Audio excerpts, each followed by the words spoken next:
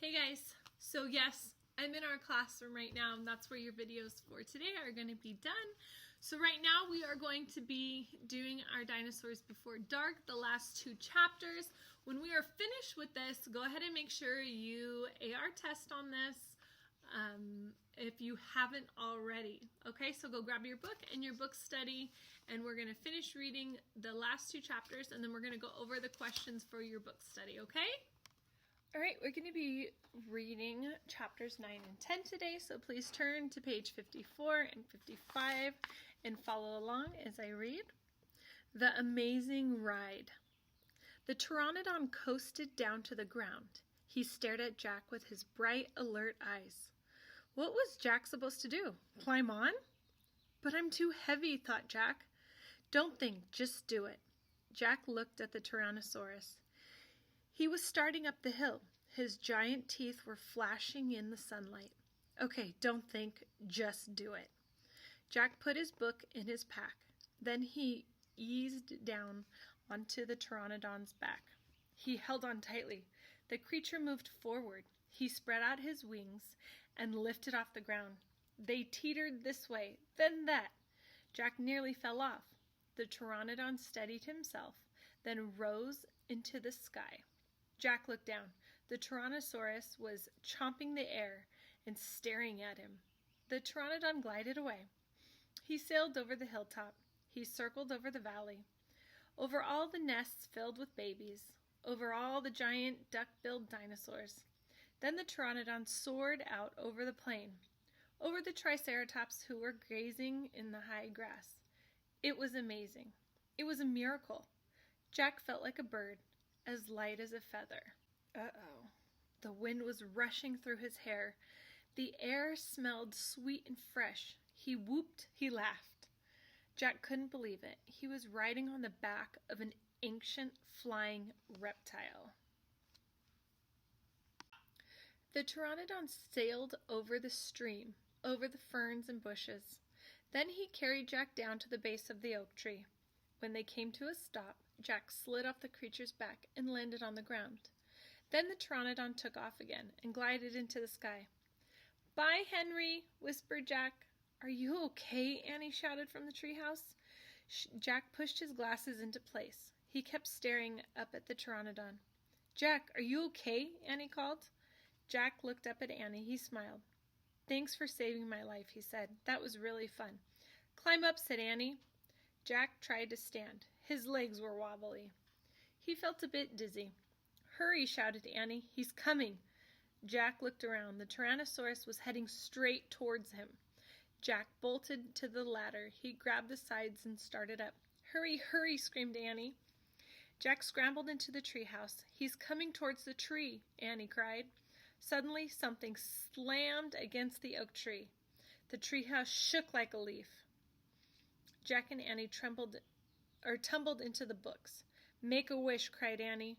"We need the book, the one with the picture of Frog Creek," said Jack. "Where is it?" He pushed some books aside. He had to find the one about Pennsylvania. There it was. He grabbed it and tore through it, looking for the photograph of the Frog Creek woods. He found it. Jack pointed to the picture. "I wish I could go home," he shouted. The wind began to moan, softly at first. "Hurry!" Jack yelled. The wind picked up. It was whistling now. The tree house started to spin. It spun faster and faster. Jack closed his eyes. He held on tightly to Annie. Then everything was still. Absolutely still. Okay, chapter 10, Home Before Dark. The bird began to sing. Jack opened his eyes. He was still pointing at the picture of Frog Creek woods. He peeked out the treehouse window. Outside he saw this exact same view. "We're home," whispered Annie. The woods were lit with a golden late afternoon light. The sun was about to set. No time had passed since they'd left. "Jack, Annie," a voice called from the distance. "That's Mom," said Annie, pointing. Jack saw their mother far away. She was standing in front of their house. She looked very tiny. "Annie! Jack!" she called. Annie stuck her head out of the window and shouted, "Coming!" Jack still felt dazed. He just stared at Annie. "What happened to us?" he said. "We took a trip in a magic treehouse," said Annie simply. "But it's the same time as when we left," said Jack. Annie shrugged. "And how did it take us so far away?" said Jack. "And so long ago?" "You just looked at the book and said you wished to go there," said Annie, "and the magic treehouse took us there." "But how?" said Jack. "And who built this magic treehouse? Who put all these books here?" "A magic person, I guess," said Annie. "A magic person?" "Oh, look," said Jack. "I almost forgot about this." He reached into his pocket and pulled out the gold medallion. "Someone lost it back there, in Dinosaur Land. Look, there's an M on it." Annie's eyes got round. "You think M stands for magic person?" she said. "I don't know," said Jack. "I just know someone went to that place before us." "Jack! Annie!" came the distant cry again. Annie poked her head out the window. "Coming!" she shouted. Jack put the gold medallion back in his pocket. He pulled the dinosaur book out of his pack and put it back with the other books. Then he and Annie took one last look around the treehouse. "Goodbye, house," whispered Annie. Jack slung his backpack over his shoulder. He pointed at the ladder. Annie started down. Jack followed. Seconds later, they hopped into the ground and started walking out of the woods. "No one's going to believe our story," said Jack. "So let's not tell anyone," said Annie. "Dad won't believe it," said Jack. "He'll say it was a dream," said Annie. "Mom won't believe it," said Jack.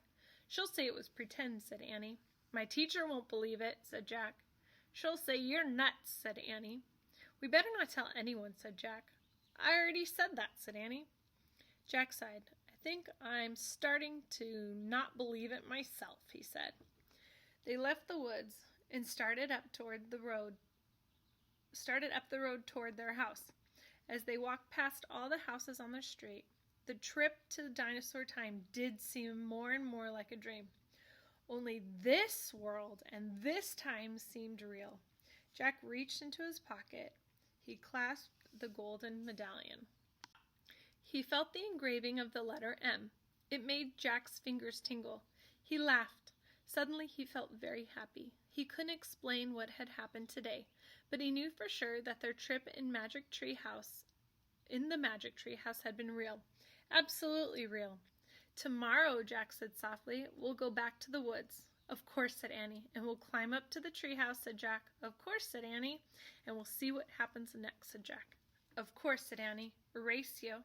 And they took off together, running for home. The end. Good job, guys. Go grab your book study. We're going to go over the last 2 sections of this. Also, if you have not AR tested on this, now is the time to do it. Okay? Good job. All right, let's look at your book study, page 17 for chapter 9. It says, as you read chapter 9, find the evidence or clues in the text that support each of Jack's feelings.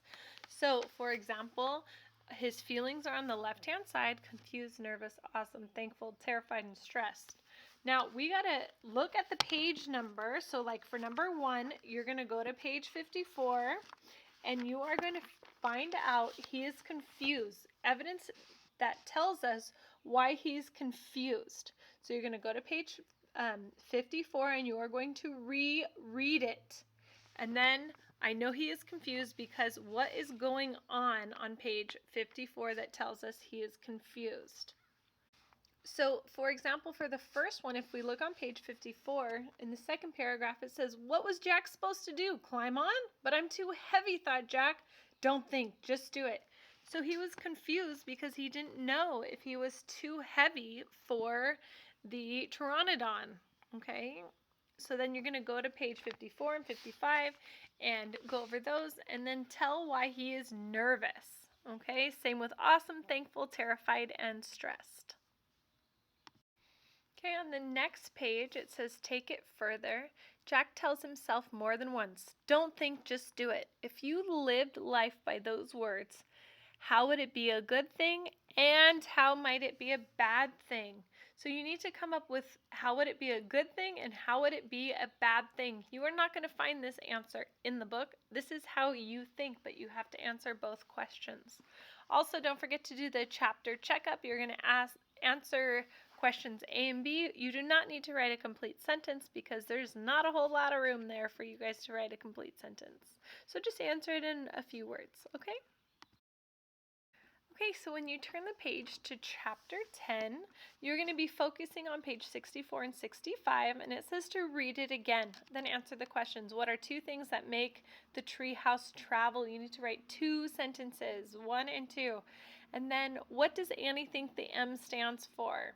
So go ahead and write that one there. And then, does Jack think she's right? Yes or no or unsure. And do you think she's right? Why or why not? So that one is using your own brain. You need to answer, and then you need to answer why you think that way. Don't forget number 3, how is Jack so sure someone else went to the dinosaur place too? And then for A, B, and C, you're going to answer the questions from the text. Again, you don't need to write complete sentences because there's only a little bit of room, so you only need to write it in a few words. Okay, and so for the last page of your book study, take it further. What do you think about Jack and Annie's decision not to tell anyone about their adventure? Do you see any problems with this plan? What would you have done? So you need at least 3 sentences to add to a paragraph, okay? So you need to answer, what do you think about their decision? Do you see any problems with it? What would you have done? Okay, so I want a small paragraph. Please make sure you are writing 2nd grade complete sentences, not just 3 answers to a question, but you need to write complete sentences and really tell me what you think. Okay, if you have any questions over anything, please let me know, or you can send it to me and I can check your work. Okay, all right, good job on this, guys.